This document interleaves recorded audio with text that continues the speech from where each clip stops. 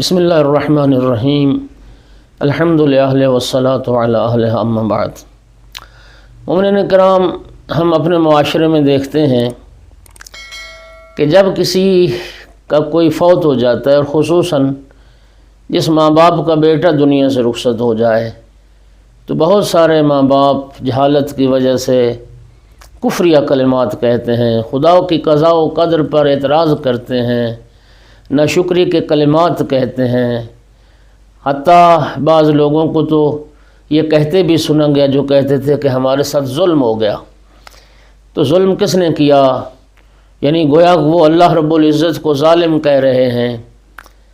مومنین کرام، نبی کریم صلی اللہ علیہ وآلہ وسلم کی یہ حدیث مبارک جو ملا یعذر الفقی سے میں لایا ہوں لکھ کر، ارشاد نبی کریم ہے، اذا قبض ولد المومن، جب کسی مومن کے بیٹے کی روح قبض ہوتی ہے، واللہ عالم بما قال العبد،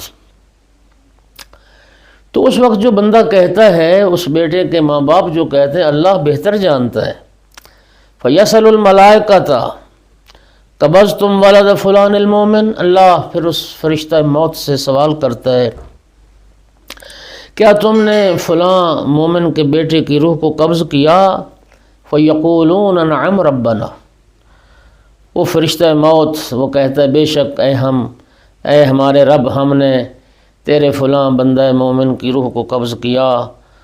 فیقول، پھر اللہ رب العزت سوال کرتا ہے، فماذا قال عبد المومن، جب تم نے اس میرے بندہ مومن کے بیٹے کی روح قبض کی تو میرے اس بندہ مومن نے کیا کہا؟ اس لڑکے کے باپ نے کیا کہا؟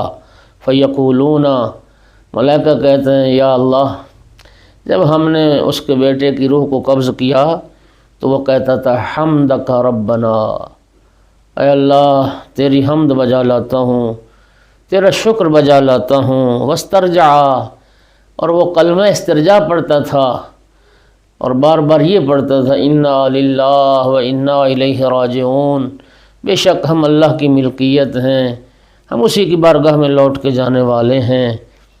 اس کے بعد اللہ پاک پھر فرماتا ہے، فیقول اللہ عز وجل ابنوا لہ بیتا فی الجنہ، اے ملائکہ، میرے اس بندہ مومن کے لیے جس نے اپنے بیٹے کی موت پر شکر کیا ہے اور کفر نہیں کیا اور کلمہ استرجاع کو پڑھا اور میری قضاء و قدر کے خلاف اس نے کوئی بات نہیں کی، ابن لہ بیتا فی الجنہ، اس کے لیے جنت میں گھر بناؤ،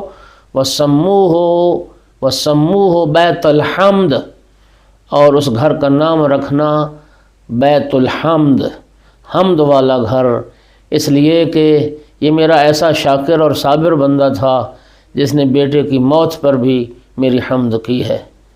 الحمدللہ وآخر دعوانا ان الحمدللہ رب العالمین۔